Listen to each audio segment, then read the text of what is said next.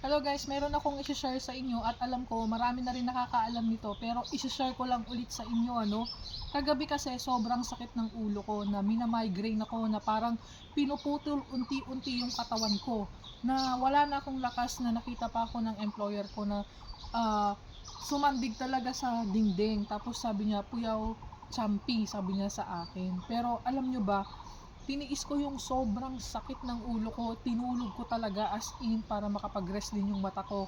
Kaka-cellphone siguro kaya sobrang sakit ng ulo ko na minamigraine ako. And then, naisipan ko lang kaninang umaga na magpatak ng ganito. Gamot ito ni Lola actually, pero ginagamit ko siya kasi nga sobrang laking tulong sa akin ito at hindi talaga ako umiinom ng gamot. Matagal na ako dito sa Taiwan pero never ako uminom ng gamot. And kapag sumasakit ang ulo ko, minamigraine ako, ang binibili ko yung Vicks tapos nilalagay ko lang dito. Tapos nawawala naman siya. Then, kaninang umaga, hindi ko na talaga kaya yung sakit ng ulo ko na kapag tatayo ako para akong matutumba. Kaya, ang ginawa ko, nagtry ako nito. Then, pinikit ko yung mata ko ng 10 minutes. Oh, pagmulat ng mata ko, nawala yung sakit ng ulo ko na parang magic. Kaya sabi ko, ay, hindi pwedeng mawalan ako nito. Kaya lagi na lang ito sa bag ko. Oh, pag minamigraine kayo or masakit ang ulo nyo, ito lang ang gamitin niyo. Huwag na kayong uminom ng mga gamot. Pero, alam ko hindi rin to prescribe sa akin ng doktor. Pero talagang tinaray ko sa sarili ko. Oh, grabe, sobrang effective talaga. Kaya, nagpapasalamat ako dito kasi siya talaga yung hero ko kapag sumasakit ang ulo ko. Kasi grabe kung sumakit ang ulo ko, grabe. Yung minamigraine siya na akala mo hindi na ako makatayo, ganun. Grabe.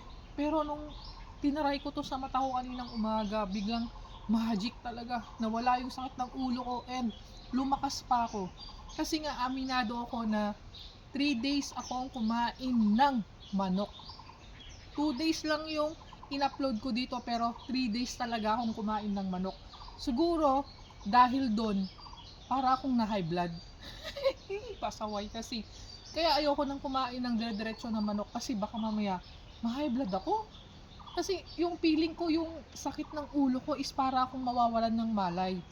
Siyempre dahil OFW ko, kailangan kong laksan yung loob ko. Kasi wala namang mag-aalaga sa akin dito. Kaya naisip ko na magpatak ng ganito sa mata ko and then ipahinga ko siya ng 10 minutes and thank you Lord, talagang nawala yung sakit ng ulo ko, nawala yung migraine ko kasi kahit anong tulog ko, ni-straight ko yung tulog ko mula alas 8 hanggang alas 7, masakit pa rin ang ulo ko, ganun pa rin. Kaya sabi ko magpapatak na ako ng mata. O nung nagpatak ako ng mata, wala talaga. Ay, thank you Lord. Kaya salamat sa'yo. Ay baka gusto nyo din itry.